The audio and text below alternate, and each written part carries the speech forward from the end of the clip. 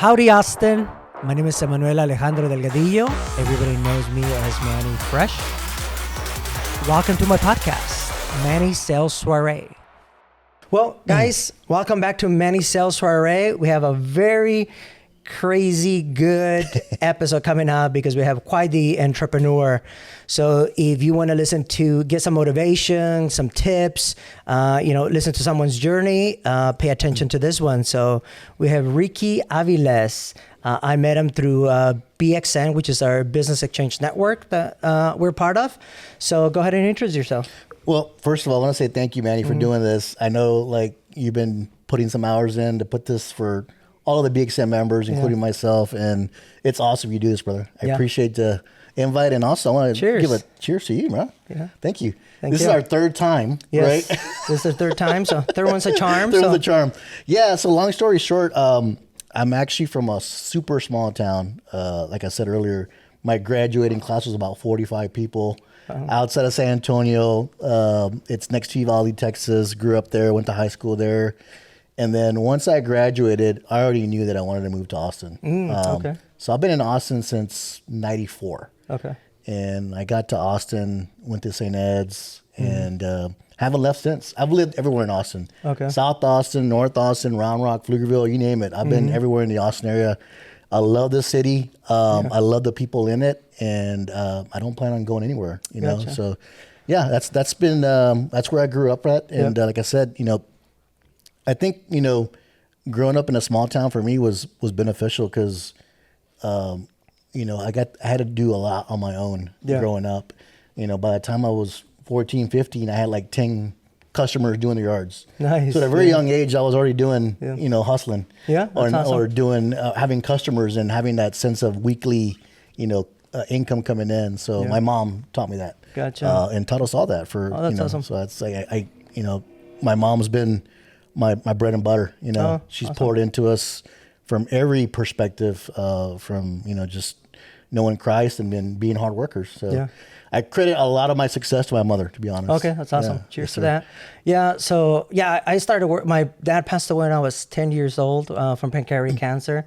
I am the baby of the family, but, I guess I was self-taught, I needed to work on my self-discipline because I didn't have that. I bet you were spoiled as a baby, right? I wish. I think I'm spoiled now, but not when I was young. But yeah, I lied on my job application when I was 12 that I was 14 so I can go detassel corn in the Iowa cornfields with my friends. So much respect for, good work ethic we actually and family. Worked in the fields too. Oh, okay. We were picking cotton out of the fields, picking jalapenos, chiles. My mom had us working. Because there was no way around it. We all had to work and contribute.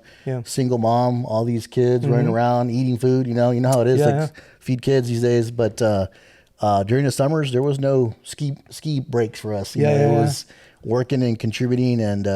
I think, for me, it's helped me kind of push boundaries and also learn the benefits of, hard work, and what it brings to the table. So try to impress that on my kids and people that I meet. It's important to have that work ethic, Oh, absolutely. So, yeah. So tell me what brought you to Austin, Texas. Was it St. Edward's, the school? Is that what? Yes and no. Okay. Although I love growing up in a small town, it's got its benefits. I knew that I wanted to get out of there and be the first one to graduate from college. Okay. So I couldn't get into UT because I didn't have the grades. I tried miserably. I failed twice. Okay. Because their business school is super tough, and that was my major, business. And then I finally got into St. Ed's, and I was actually working with my brother, to be honest. Okay. He was doing these large construction projects, scaffolding at Motorola, and then one day I was in the scaffold, and I was like, those guys show up at 8 and leave at 5. I want to be like those guys. I've got here before those guys, and I'm still working here. Yeah. And they look happy when they're leaving. They're going to happy hour. So I told my brother, I was like, I'm sorry, I'm going back to school, bro. I'm going back to school full time. And that's when I just, a switch flipped for me. Yeah. I was like, I need to have that education so that I can, get in the door. Yeah. Right. Because without that, during that time, the chance wasn't going to be there. Yeah. The opportunity wasn't present. Not like it is today where you don't necessarily need to have a degree to be successful, but during that time, the paperwork and the piece of paper were super important. Yeah. So I went to St. Ed's, was going to school and working full time. So literally it wasn't your typical college experience. Yeah. And it wasn't like a 4-year degree. Yeah. It took me a while because I was, taking 9 hours here, 6 hours, 12 hours, depending on my schedule. But I got through it. And then, I was really fortunate to meet a really good mentor of mine, during my college experience. Okay. And he brought me under his wing. I was working for the lottery business, a company called G-Tech. Okay. And that's how I got into software. Okay. And he taught me, everything there was to know about business and software, gave me my first opportunity, and he just took me under his wing. To this day, I still talk to him. We've had multiple companies together, and he taught me a lot. I left there, went to go work at Dell. That was during when the stock was splitting quite a bit. Yeah. You would see the Porsches lined up, and it was crazy times at Dell. And then he's like, "Hey, you want to come back and do a company with me?" I'm like, what are we doing? And he's like, "Well, we're doing consulting for the lottery business." I'm like, "Sure, why not?" So again, he took me under his wing, and then we created a payment platform, a brand new state-of-the-art payment platform that was later acquired by a company called ACS. Okay. And which just happened recently, right? No. Okay. That was my first startup. Oh, okay. Yeah. So that was my first experience being part of a startup culture and going through that grind. I'm a kid from Sabinal. Yeah. I don't even know what the word startup is. Start what? Yeah. So we were grinding. We were working until like midnight, sometimes 11 p.m., just burning a midnight oil and just trying to meet these crazy timelines. And we did, and it paid out. Obviously I had a minority stake in the business. He had a larger share. We got acquired, and then the big company came in and then just kind of like ruined things, for lack of a better word. Yeah. He decided to leave and go play golf. Like I said earlier, he got tired. There's only so many times you can play golf, right? And I was still on board as a director, helping the business grow, managing teams. And then I just got tired. I just got tired of the corporate grind. I just, going in and doing the same thing over and over. And he called me out of the blue. He's like, "Hey, I'm starting a brand new company. It's called Novadia Group, and we're going to innovate in the space." He's like, "I don't know what we're doing yet, but come with me." And I just said, "I'm in." I'm tired of being here. I don't want to work here. And he made me a partner, and we created a point of sale system called TotalPay. It's a piece of software that takes government payments on a tablet. It was the first modern point of sale solution out there, and we just. It got acquired last year in 2024. Oh, okay. Awesome. Yeah. Congratulations to that. So that's my software journey. I not a traditional going to engineering school, learn how to code. It was kind of like out of the blue. He saw something in me that I didn't see myself, and to this day I'll give him thanks for that. Yeah, awesome. You need a little push. Need a little push. A little push. I think and sometimes we're not self-aware, We're not self-aware, and it's important to have mentors, Even at my age, it's important to have somebody to bounce things off of, whether it's ideas or problems or solutions. It's important to have that, So that's my software career. And then I think I was telling you a little while ago, is 5 years ago, I started a construction company. Yes. You're like, what? What is that? By mistake, by, my buddy Tim, thank you, Tim, for that.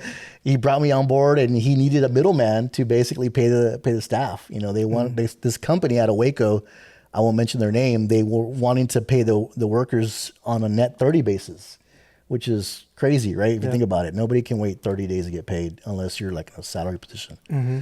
So I came in and created Casa Crew Construction and Remodeling, and did one project, and I was like, okay. Did 2 projects, did 3, and I saw the value that I could bring into this industry that I believe still lacks, professionalism, automation, a lot of the things that you and I take for granted, in our industries, they don't have, for various reasons. Either they don't want to innovate, or it's just doing the same thing over and over and over, right?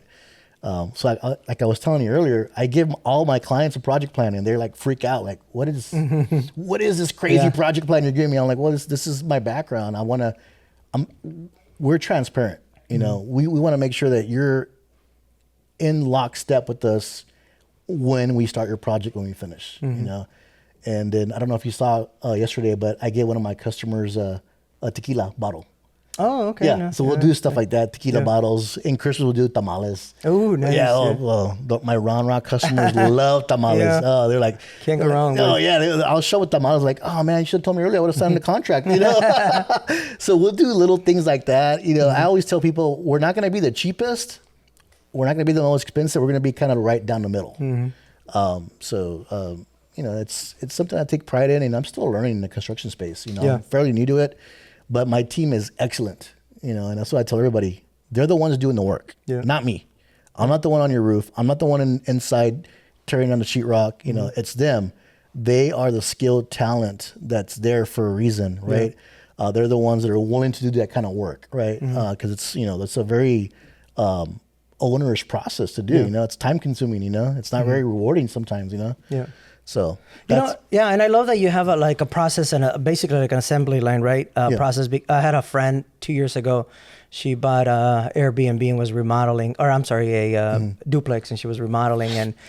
And her contractor every week or every 2 weeks would tell her, "We're like 90% done." You know, we're like 90% done. And she would come back and ask again. He's like, "Yeah, we're about 90%." And that, you know, you're going on 3-4 weeks, the 90%, but you put this in place in order for you to let your customer know exactly, you know, when the job is going to be done. Also hold your guys accountable to when the job needs to be done. And then if something happens and you can adjust it, let the customer know, like true estimated better time. Gotcha. Yeah. And I'll do weekly checkpoints with my customers. Like every Friday, like, hey, this is what we were supposed to get done. We got done 4 out of those 5 things. And this 5th thing didn't get done because of this. They're like, oh. And they're like, well, what happened? And I'm like, well, here's what happened. And here's how we're going to rectify the schedule. So I try to be as proactive as I possibly can. You know, things pop up. It's construction. It's messy work, right? Yeah. You know, things are going to pop up, you know. And then now we're doing flips as well. Yeah. Company's called Iconic Flips. My wife and I and my mother-in-law, we've been doing investments here in the Austin area. So we're able to leverage the construction company and just bring down our costs and, you know, get homeowners that have equity in their home and, you know, get them to cash out and, you know, we make the house look pretty, put it back in the market. So it's fun for me. My wife is great at design. Oh, okay. She's great. She bought me this jacket, by the way. Yeah, yeah. You like it? Good taste. It's like a Latino Matthew McConaughey version. I like it, yeah. I see where you're going with this. I can see it. Just the brown version of the brown version. Yeah, exactly. Gotcha. So, and then you're also part of, co-founder of BXN, right? Yep. Our group. How did you and Rodney meet? I've known Ronnie for 25 years now, 25 years. Yeah. That's how old we are. Shout out to Ronnie. He just did a podcast that's strictly on BXN, but go ahead. Yeah, no, we wanted a group where we could lean on trusted vendors and resources. Yeah, we were doing a lot of networking, and we were like, God, we don't want to follow those guys. Yeah. That's fake. That's not authentic Austin. Yeah, I was like, what can we do? We're from Austin, or we've been here in Austin. Yeah, that will allow us to be organic, right? We don't want you to be like, hey, Manny, if you join our group, you got to send 5 referrals to Rodney. Yeah. Just because. Yeah. You're like, what? Just because? What if I don't like Rodney? Yeah. Well, I'm sorry. You're part of the group, you know? Yeah. We were like, that's weird, you know? Because when you leave the room, you're competing with everybody else, right? So we wanted to make it more organic, authentic, but we want to promote positive, you know, networking. Yeah. So that was the thing. We wanted to have a resource group that we could lean on just for, you know, not just for us, but for our friends and for our children when they grow up, you know, when they get into the workforce. So they have a trusted network already that's pre-established that they can tap into, whether it's for a job or partnership, whatever it is. And then we also want to give back to the community, right? Yeah. So we all live here. We should use our resources wisely and give back to the local, community. All that. Yeah. Right, buy local. Yeah. We do golf tournaments. But I love BXN, man. Just, you know, I love seeing companies come in and be like, before BXN, I was here, and now I'm up here. Yeah. I'm like, wow. Yeah, that's awesome. So they were always BXN was always popping on my Facebook feed, and then I was like, okay, let me go check it out. But for whatever reason, I never made it. But then I met Batya, who's also shout out to Batya. She's also a member as well, who's been BXN has been very successful for her. We met at another networking event, and then we went and got coffee, hit it off. We talked about BXN, like, oh man, you should go. So Amner was in town, and they were like, okay, let's go. And we both came for the first time as a guest. And then after everybody's doing their slogan, their taglines at the end, we were just laughing our asses off. We were like, man, this is some good energy. Right. Like, no brainer. We need to join, Right. And, and it's very, the price is very good compared to a lot, to a lot. I gotta say, you do a lot for the BXN community, man. Just what the happy hour you threw and just, I can tell you're very, I know, I'm sorry. I have my daughter's game. I don't know. But you do a lot for the members. I can tell like you're authentic, you want to help out people first. And I appreciate that. And that, right to my heart, that's kind of why I joined BXN. Batya, I know a lot of real estate agents in Austin. And Batya, even where she has in her career, like, she has all my future referrals and all my future sale, business, so, but that's the thing, right? Authentic, that's kind of why you guys started as well. You guys wanted to be authentic, because some of these, not to knock down on anybody. It's okay to knock them down. But, sometimes the referral that you're getting is no longer a referral, it's just a name and number because they're so pressured to give you a referral, right? So I'm like, okay, you're giving me a lead, a cold lead that I still have to put in my work. Because they're like, who refer you? Oh, well, So here it's, more authentic, long-lasting relationships, which is after my heart as well. So yeah, congratulations to plus Rodney and I are super cool. Oh yeah, super cool. My favorite people in BXN. So let's go back a little bit to you talk very heavily of your mom. Which, same thing. My mom's 84 years old. I'm the one that kind of takes care of her or does everything kind of like. Nice. You're a good son, bro. Yeah, thanks. Yeah. I tried.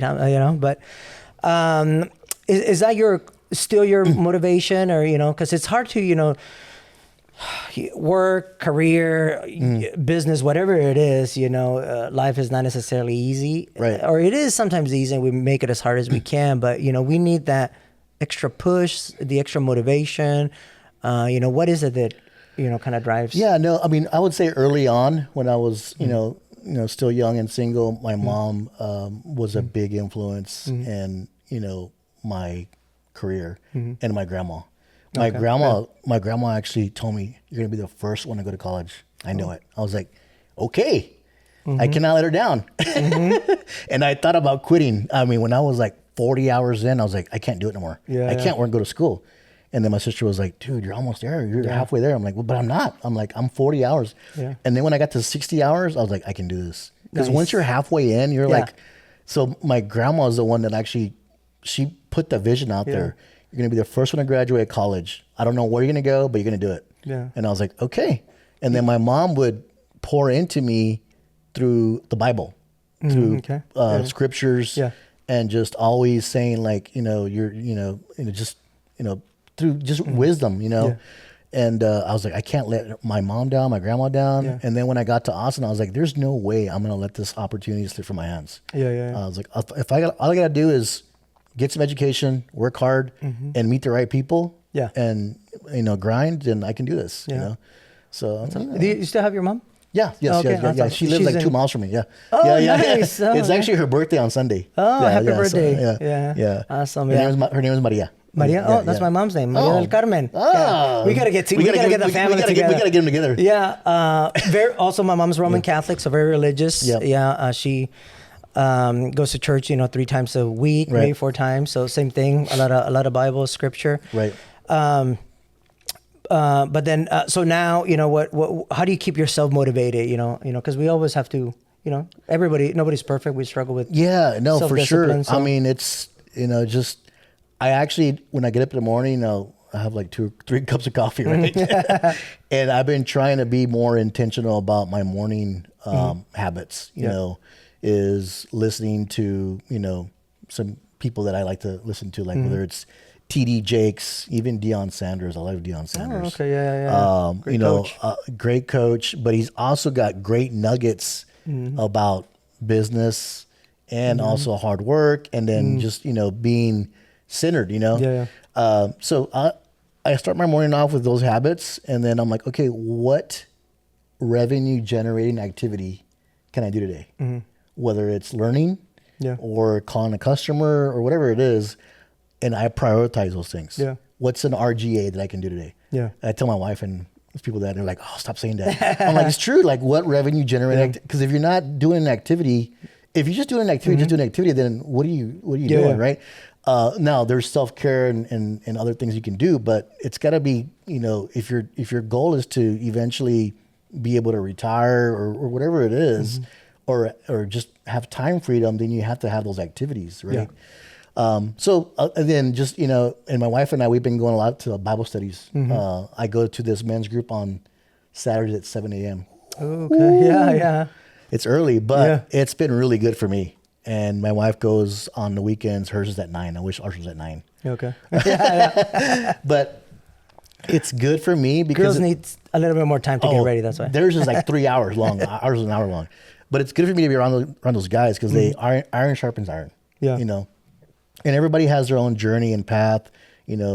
Everybody's starting at if you look at a football field, everybody's starting at different, places. Yeah. 10-yard line, 20-yard line, whatever it is, So it's good for me because it motivates me to be a better person and also be a better husband, better father. I just want to be a better version of myself, all around. So I think being around those men that really just like, hey, just because we're men doesn't mean that we don't need to, have conversations like, about our feelings or stuff that we're going through. So it's helped me a lot, to be honest, to be around those kind of guys that just really want to be better human beings. Yeah, that's very important. I still love, all friends and colleagues and everything, but sometimes you have to cut people off because you just don't, you're, like you said, iron sharps iron, so if you don't hang with the right crew, Yeah. And then I've been trying to get back into working out so I can do one-hand push-ups like you do. I actually listened to one of your episodes where you were saying you were doing boxing. You're going twice a day to the gym. Sometimes twice a day, yeah. Woo. I did 2021 and 2022 were probably I was in the best fit. I know it doesn't look right now. Plus the camera adds like 10 pounds. Yes. But, so I'm actually 170. There you go. But yeah, I was going to boxing 5-7 times a week, sometimes twice a day. Sometimes I would do leg day plus go to boxing. Oh, that's hard. Yeah. Because I used to box in high school. Oh, okay. Gotcha. Yeah, until I got hit right here so hard that my ears were ringing for a couple of days. Yeah. I told my mom, I was like, I'll just stick to football. Not necessarily better, but I tell you what, that one guy hit me. I mean, he hit me so hard that I never wanted to step back in the ring. Oof, yeah. And it was just during sparring too. Yikes! Woo. Yeah. You get during sparring, you also get you get punished. You get going, yeah. He was a little bit older than me, so I think he was taking advantage of me. He was a little bit. I'm like, dude, come on. Yeah.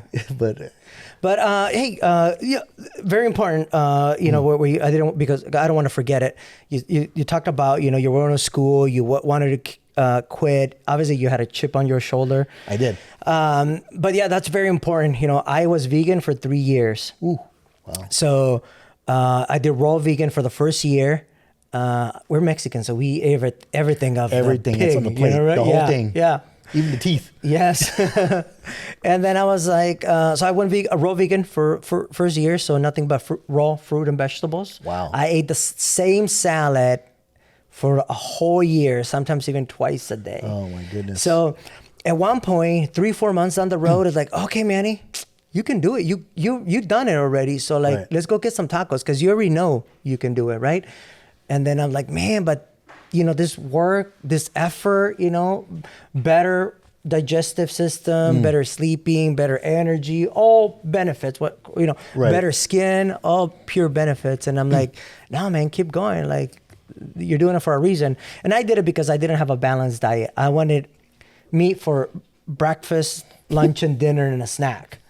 So in a snack. Yes. So, the girl at that time would prep me a nice little salad to take it to the office. And, I'm visiting Austin, going rounds, with visiting customers, making sales calls. And then Austin traffic gets in the way. So 2:00 it is and I'm starving. I'm like, okay, let me go back to the office and have my lunch. Right.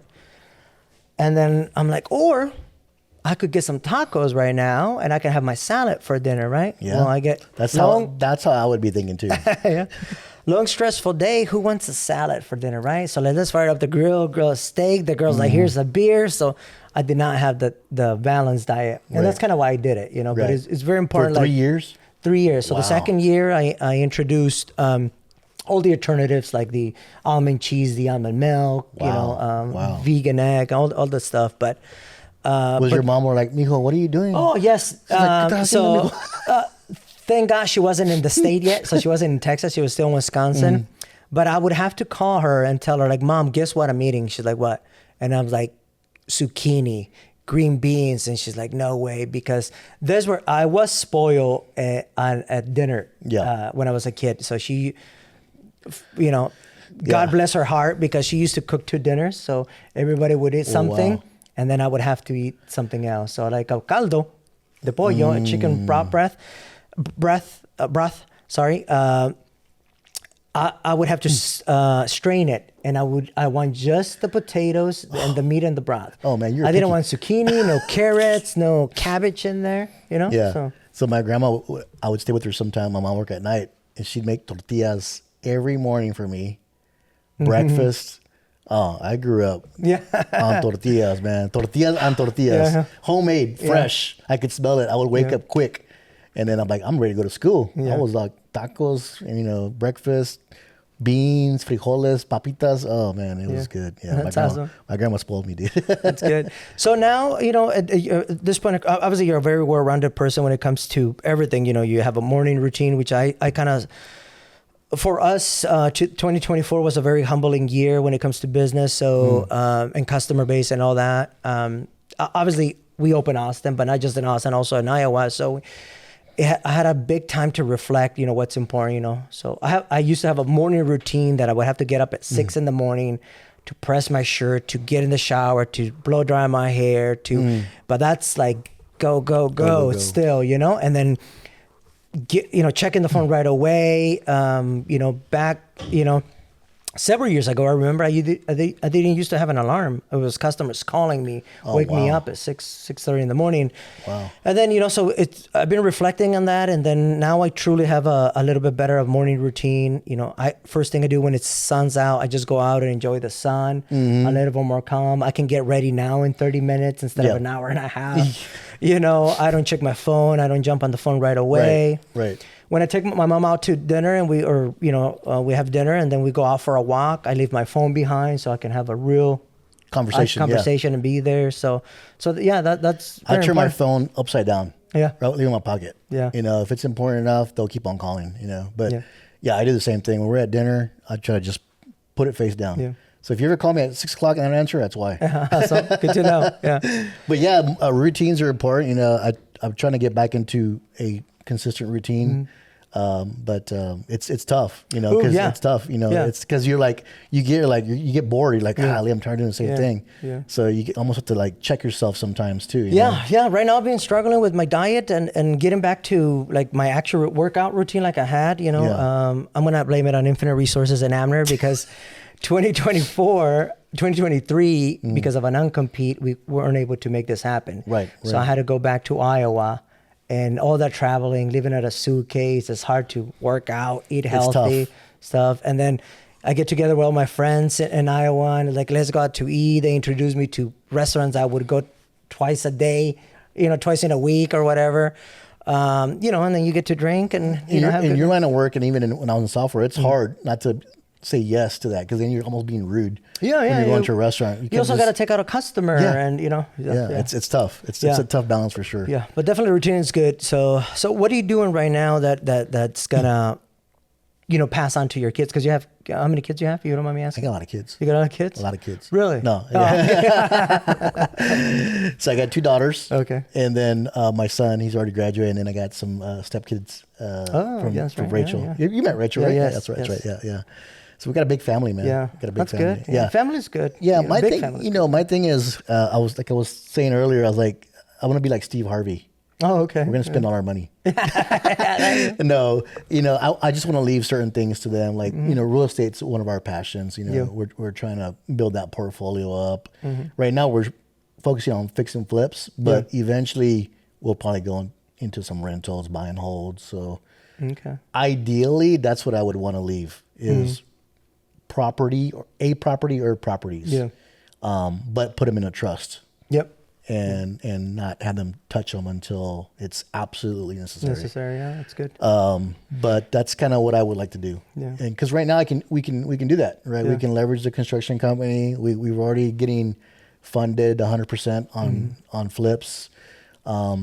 So it's good. It's good. It's a good time to be here in Austin. You know, right now the market's kind of picking up a little bit, but it's a good time to buy. Yeah. I mean, it's Austin anyway, you know, so like It's even awesome. if real estate has a bubble or has had a bubble for this past maybe 5, 6, 10 years, I don't think if it bursts, I don't think Austin stops because we got people coming. It's crazy. Yeah. We'll look at a house that around here, like it'll go for $900,000. Yeah. If it's fixed up. Yes. You can buy it for like $400K, fix it up. It's insane. Yeah. It's crazy depending on the area you're at. And if you put some work into it, people are paying $900,000 just to be close to Central Austin. Yes. Yeah. And Yeah. I'm like, because you know, some people are like, I wouldn't want to. So I come from a small town, Perry, Iowa. It's kind of where I grew up. Obviously, practically, I lived in Des Moines, but really in Perry, Iowa. I always wanted to live in a big city, you know, like a metro. So I wouldn't move to HUD, or I wouldn't move to not even Round Rock. Like I want to be in Central Austin. So that was my thing, you know. Like I'm from Zacatecas, Mexico. So it's also a small city as well, you know. So we always wanted to be a little bit have the convenience factor and all that. Yeah, I like convenience too, for sure. Yeah. Oh, for sure. So going back to family, that's very important. I don't know, are you first generation or was your mom? My mom was born here in the U.S. In the U.S. Yeah, Okay. I was born in Hondo, Texas. Oh, okay. I heard of Hondo, Texas. Have you? Yes. Small I think town. the name it's very unique. So, yeah. No, I lived in Texas pretty much all my life. You know, okay. but I've traveled. I used to travel quite a bit. I was a road warrior too for a while when I was in my software company. It can get a little hairy when you're out there. Yeah. I tell my wife and my kids, you guys don't know how good this area is. Go to other states, like go to Detroit, Michigan, go to Trenton, New Jersey, and you'll see how good we have it here. Nothing against those states or cities, but it's just those economies struggle, you know, and then it's not as nice, you know. Detroit, you know, struggles with water. Flint, Michigan, you know, all those problems they have down there, you know. So people don't know how good they have it here in the Austin area. So once they get out, they understand, you know, like it's tough out there, tough slegs. Yeah, I ask about generation because you have a very good goal in mind in living a trust, you know, to the kids, and you know, not only that, but you also educated them and you show them the grind, the actual work, that it's not given, it's earned. And me, for example, you know, I was born in Mexico. We didn't have that. You know, my dad did the best he could. My mom did the best he could. God bless both. You know, but, you know, my dad didn't believe in life insurance or car insurance, stuff like that, right? So education is very important in that aspect, right? I told my kid, you know, my goal, because I have a 21-year-old, lives in Dallas. I'm aging myself right now. A little Manny. So I told him, the best thing I can give you, I have to morally educate you because I didn't have that, you know, and whatever thing you want, the material stuff you want is just that, you know, but if I can give you, you know, because I lack that education, or I lack the father figure, I lack that discipline, you know, that you get from a male figure, your dad.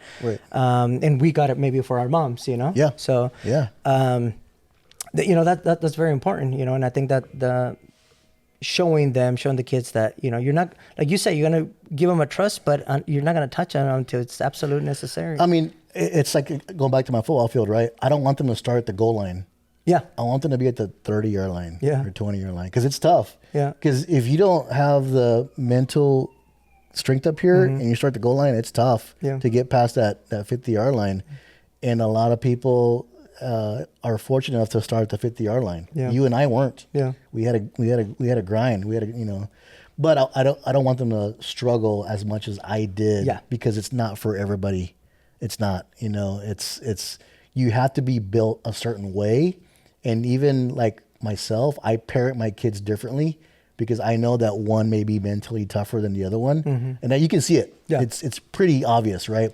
Now I know why my mom was different with me versus my other brothers or my sisters, right?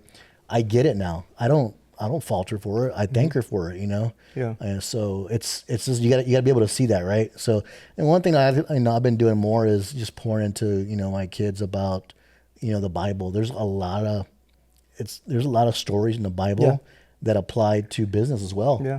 And just living, how to live properly, how to treat people, and how to even, just do business in general too. Yeah. You'll be surprised. It's crazy, So I've been trying to, have that foundation for them, because it's one thing to make money, right, and be successful, but if that's all you're leaving, then when that business fails, they're gonna be in a world of hurt. Yeah. They have to have a foundation to go back to, So I'm trying to do a better job of that, because that was not instilled for me at an early age from my parents. My mother did eventually.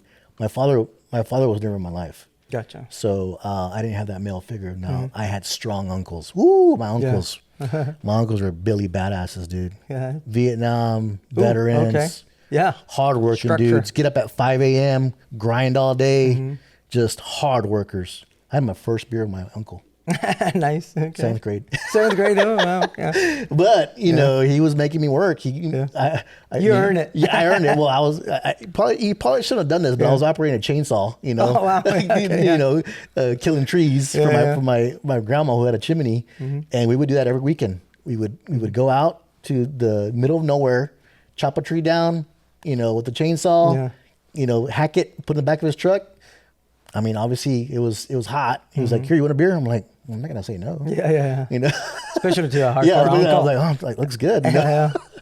That's awesome. So they taught me a lot about how to be a man, and how to work hard. Yeah. I mean, that's the main thing I learned is their work ethic is unbelievable. My uncle to this day, he just got an award from the Catholic Church. Oh, okay. He still to this day gets up and mows their lawn and takes care of the church.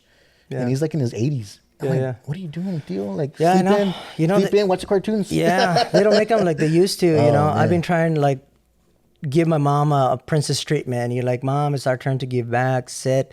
She does not. One of my exes named her the Tiny Ninja because I took her to a quinceañera, and she's like, "Where's your mom now?" She's over there picking up plates. She's feeding these guests. She's over here. She's like a little ninja, She's like 4'11", so my mom's tiny ninja. We need to get our moms together. Yeah, we can see who's taller. Yeah, that's funny. But yeah, very important. My mom's very religious. I'm trying to soul search and get there. But I read the Bible before, so Scripture is very, very good. And I think that the word you use is the foundation. I think that's the most important thing. Whether you're religious or non-believer or not, that the Scriptures thus have that foundation for you to be a better person, business owner, whatever the case may be, boyfriend, kid, whatever. Like it's there. Yeah, I mean, it took me a while. My mom's been trying to get me to go to church for a long time, right? I mean, so I get it. And I told my son this other day. I was like, look, I get it. Like, you're young, you don't see the value of it right now because it's not right in front of you.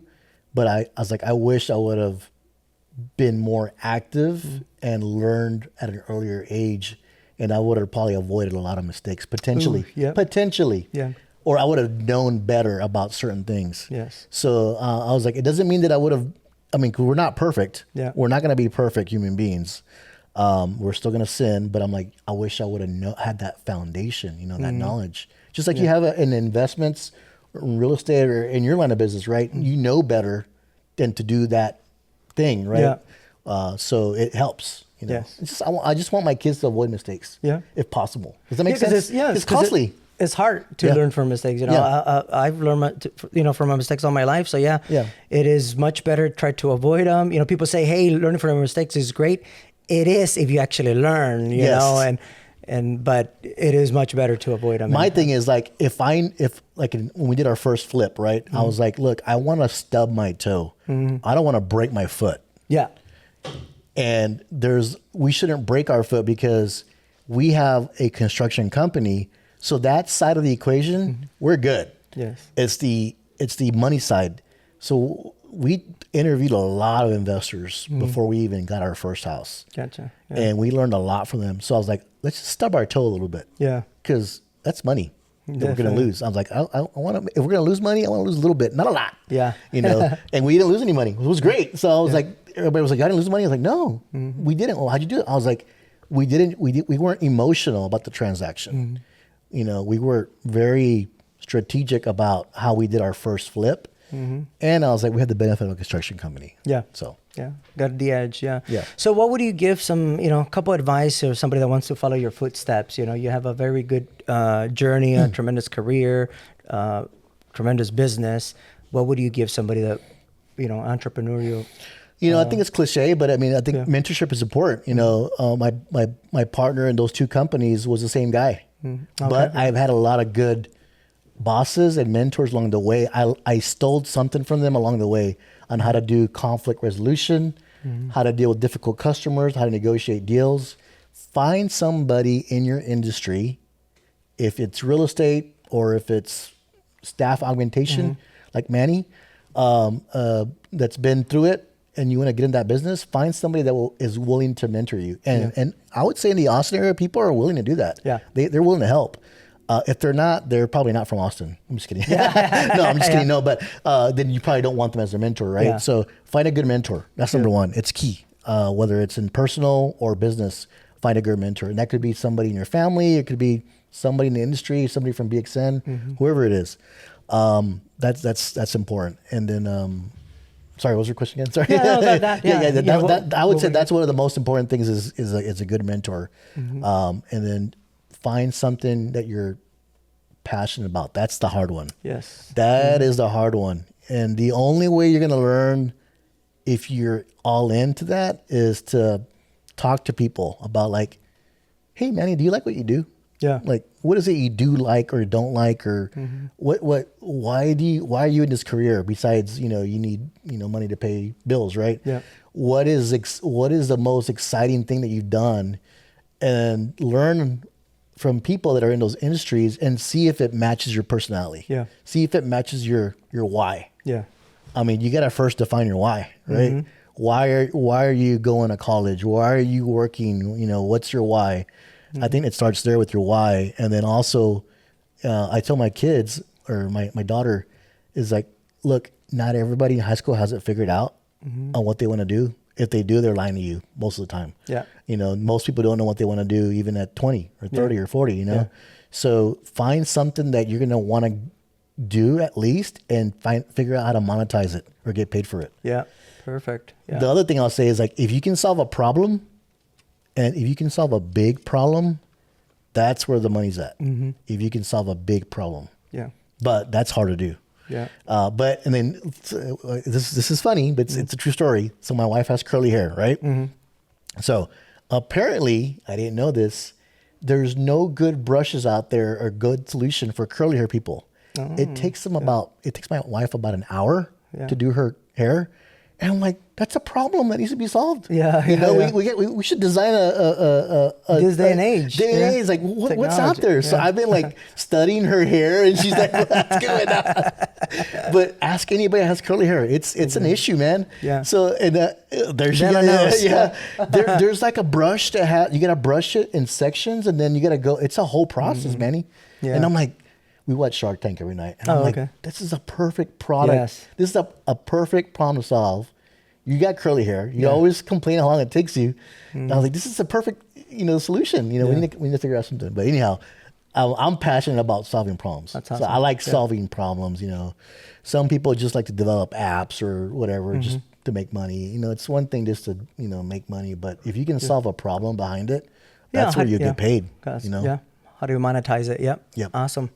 Well, Ricky, how can everybody get a hold of you in case they need remodeling service? The flip? I'm on Facebook, LinkedIn, Ricky Aviles. For remodeling, it's Casa Crew Construction and Remodeling, Facebook, and then Ricky Aviles on Facebook and LinkedIn as well. I'm on LinkedIn, so that's the best way to get a hold of me. And love to meet people here in the Austin area, connect. I'm always looking to expand my network. Yeah. And whether it's referral partners, or, new deals, collaboration, or just learn from somebody, I'm always willing to do that. Awesome. Well, thank you. I appreciate it. Great having you. Wait. Cheers. Cheers. Thank you, Manny. Thank you. See you next time, Awesome. guys. Thank you. Peace.